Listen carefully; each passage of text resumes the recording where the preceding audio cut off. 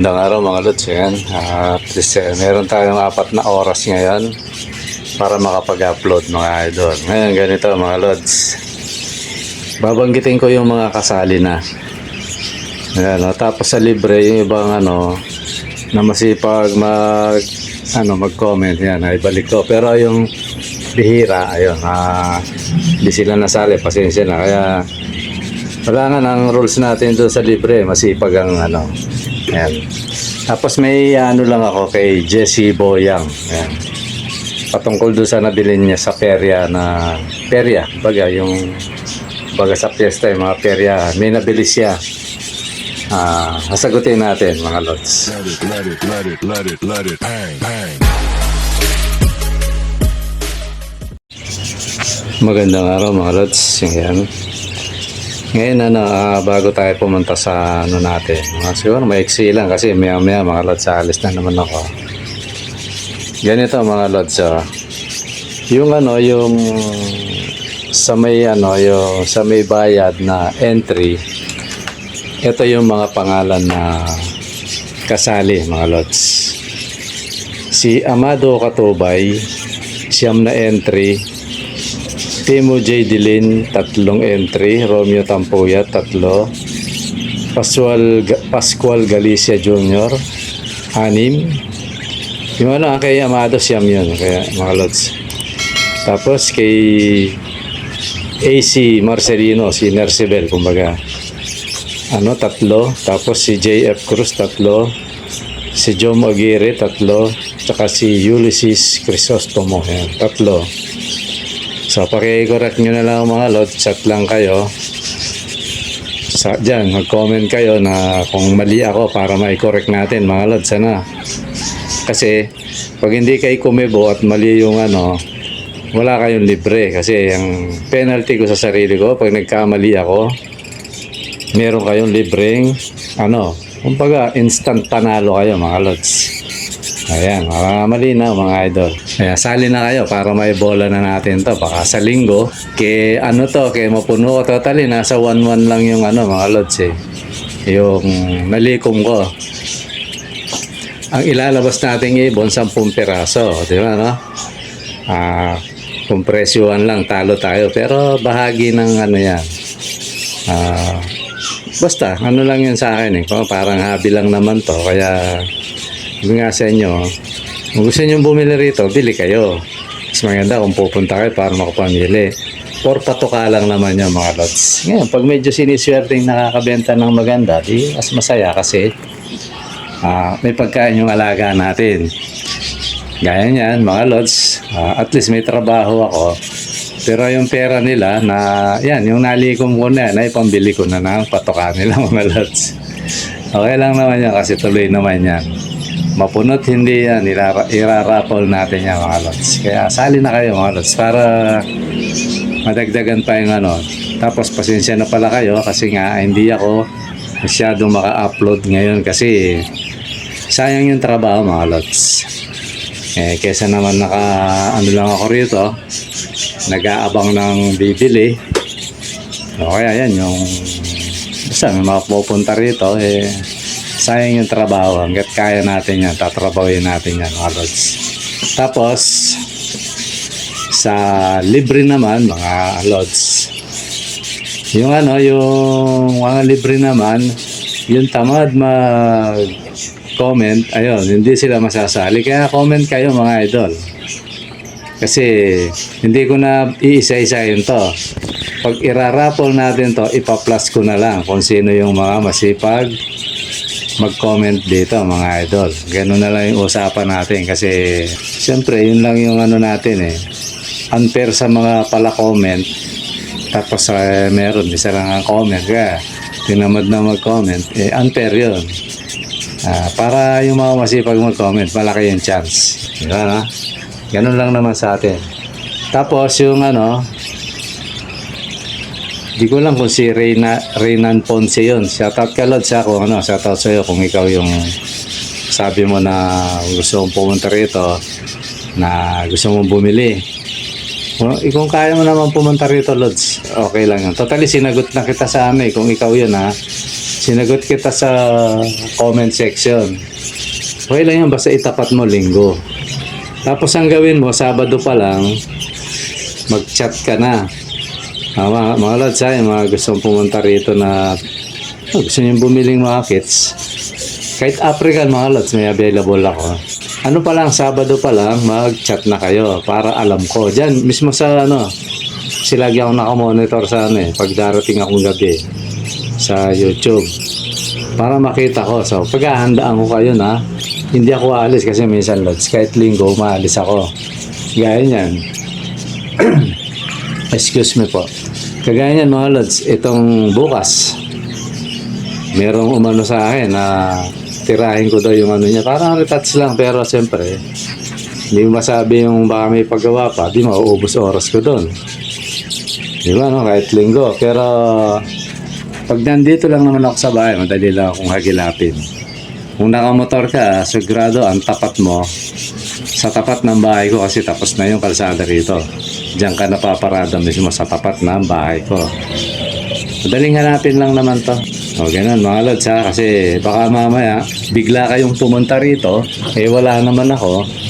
Kaya kailangan mag-chat kayo mga lods para hindi tayo magkalituhan o magsalisihan. Para at least magkita, di ba, ang mga gustong rito. Uminom lang ako mga lods. Makati yung lalamunan kasi puro parena ang ginagawa ko. Nag-ano ako mga idol. Nakakabit ako ng sa kisame, yung metal paring. Totally, gabi na ako nakakawin kasi nga niraras yun. Ayan, siguro yun lang para maano nyo na. Tapos yung mga gustong sumali, lang yan, yung description nasa yung description na. Yung yung mga Gcash, Messenger, Facebook, ayan. Although Messenger lang mga lods, makikita ko yun. Nasa description lang yan mga lods. Pitikin nyo lang yan, lalabas yan. So ayan, ganoon lang. Ngayon, para umiksi lang kasi maya alis din ako mga lods. Sagutin ko lang to si Jesse Boyang. Kumbaga Jesse nang to eh. Shout out sa iyo, brother. Ayan, Lods. Sabi niya, update niya talaga, Lods. Sabi niya, miss you na. Sabi niya, salamat idol. Brother. Ayun. May perya daw. Di ko napakahabaan. May perya, nakabilis siya ng 3 ibon, mga Lods. Na dalawang green fisher at saka isang crested na parakeets sa 800. Tinatanong ni Idol kung ni Lods kung okay ba yung presyo na. Totally, chinyat niya ako sa kung sa presyo, Lods, na yan. Panalo ka na, Brad. Panalo ka na dyan. Kasi unang-una, perya yan. Baka yan, binili rin nila yan. Diba, no? Kumbaga ito, para sa lahat huwag niyong ipapares yung sa mga pet market kasi yung mga yan, talagang volume yan. Yung ako nang sabihin ng sekreto rito, volume yan. Kaya minsan mababa talaga dyan, pero may time mataas silang magbenta rin, di ba, no? Ngayon, kung ba, nabili mo sa pet shop, nabili mo sa, peryahan, nabili mo sa breeder, medyo, mataas na konti yon. Ganun yun, mga lods. Kaya, huwag natin ikukumpara yung sa pet market at saka sa mga breeder at saka sa pet shop. Kasi yung pet shop, nagbabayad din ng upa yan. Di ba, no? Ganun lang yun, mga idol. Kaya, kasi minsan may pumunta rito, ba't daw sa lang, 375 lang ang pares. Hindi ko lang masabi, sana doon ka na pumunta kung hanap mo mura, di ba, no? Kasi ganun lang naman yung mga idol kasi ako, ayoko namang ibigay na sobrang mura yun sa akin kasi alaga to Kita nyo naman yung mga yung mga nabibiyayaan dito, solid talaga. Kasi yun, may sikreto dyan, ayoko na sabihin. Siyempre, naghahanap buhay mga tao. Ayoko na sabihin na minsan yung ibon basta, iwan natin yun. Huwag natin ikukumpara yun.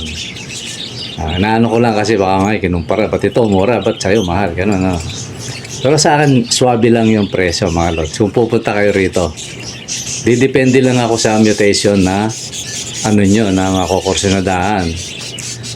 Ayoko lang sabihin ng presyo rito kasi ako madali akong kausap, lalo na kung marami kang bibilin. Presyong kaibigan lang talaga. Alam ng mga ano yan, ang mga pumupunta rito. Ayan, tanungin nyo sila. Ayan, sasagot ang mga yan. Ayan, ngayon ito.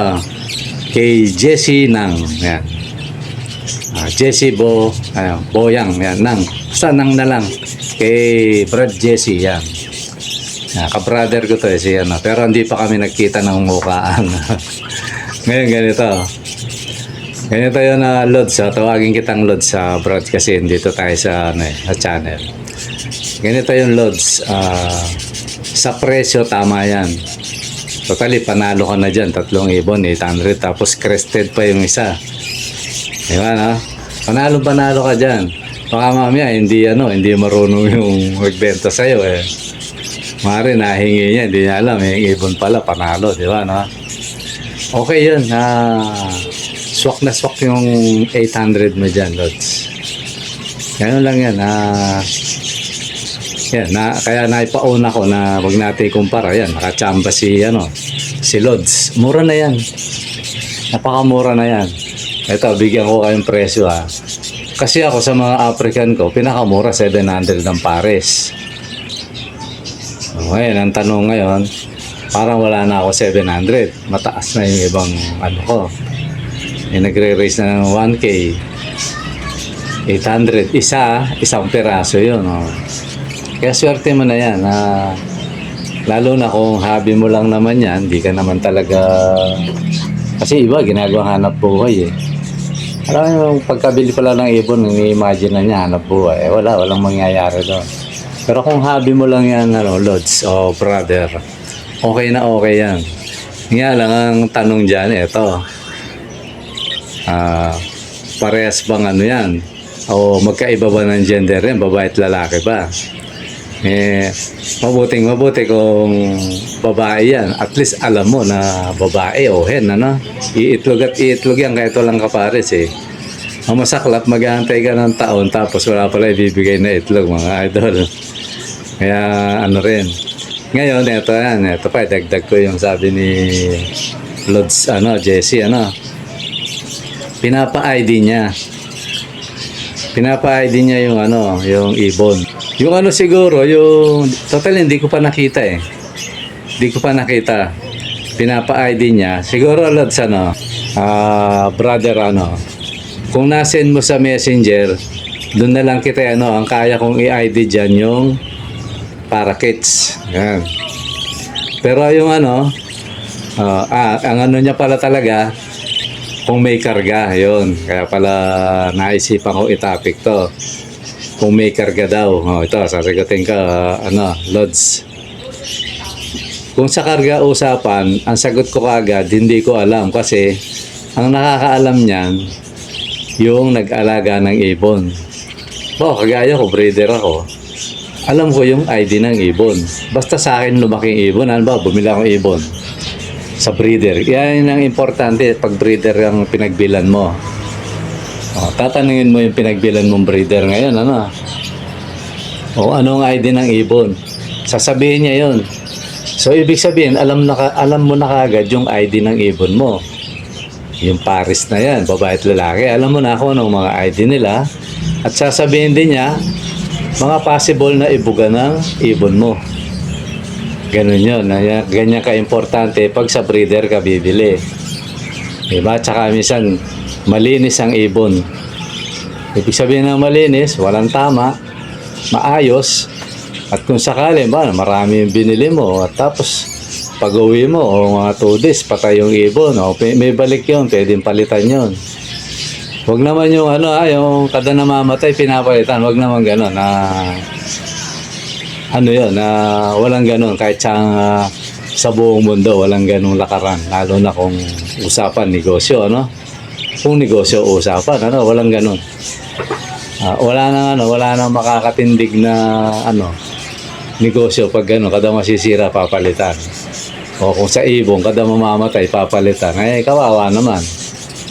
Diba, yung taga-alaga ng ibon.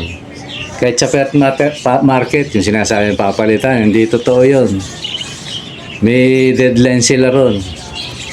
Pag tumakda yung deadline nila, although tama yun. Tama naman talaga yun. Baka binigyan ka ng 1 linggo o 2 linggo. Kailangan ibalik mo kagad yung ibon sa kanya. Okay, sabihin mo, pag lumagpas daw, wala na. Ganun yun ang rules dyan sa pag-ibon, mga lods.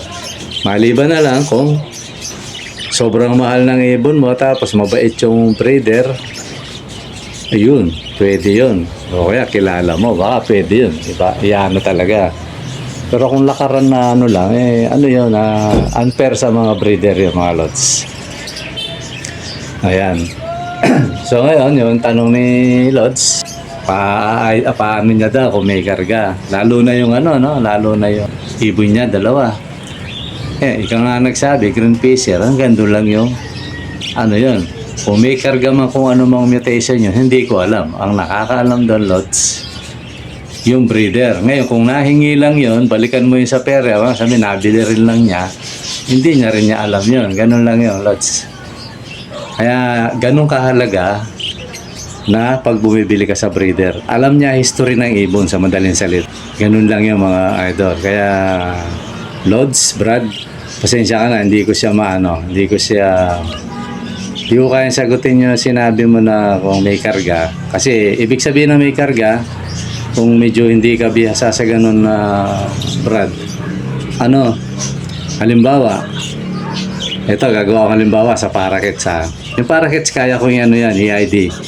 Pag ano na siguro, i-text na lang kita kasi ngayon medyo busy tayo, brother, naggagawa tayo sa mga alam mo na yun, parang local loop yan. Siguro alam mo yung loop.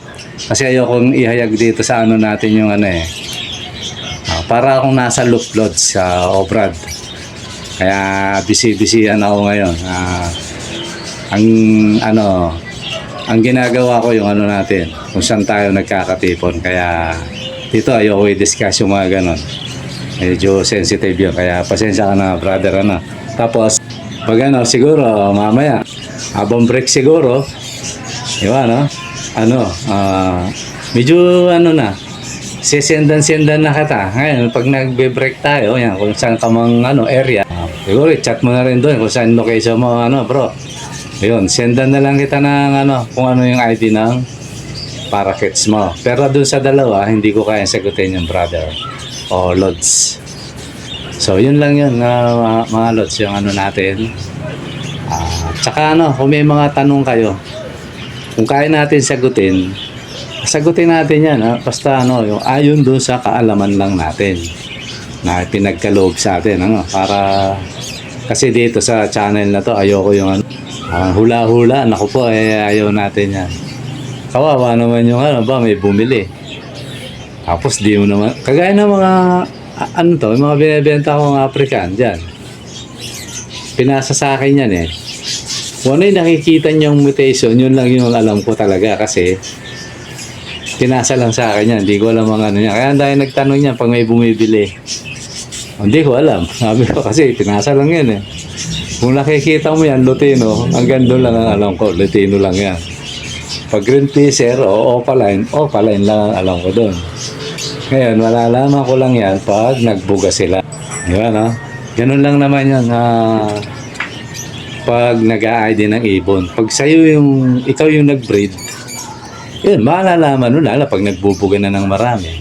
Doon mo lang ma-ID ng todo yung mga ibon, mga Lods. Kaya, kay brother, kay Lods Jesse pasensya ka muna, brother, medyo sakits lang muna tayo, medyo may talinong mag-ID. Pagdating sa African, tayo dyan, umaamin tayo dyan kasi hindi pa natin masyadong kabisado yan kasi hindi naman talaga tayo pa nagbe-breed ng ganon. Pinasa lang sa akin to tinetest ko lang, gusto ko talaga doon sa Pampanga. Ganun lang yung mga idol. Kaya sa lahat ng mga yung mga may mga tanong, tanong lang kayo. Ngayon, kung kaya natin sasagutin natin yung mga lods. Okay mga lods, siguro hanggang dito muna. At kung may mga maliman ako nasabi, pasensya na kayo. Tao lang tayo mga idol. Na May pagkakamali rin. Tayo naman, umaamin tayo sa ganun, mga lods. Yan, muungot na yung aso ko. Mukhang nai-etchos na naman. Kaya, siguro, hanggang dito muna, mga lods. At maraming salamat. Bye-bye.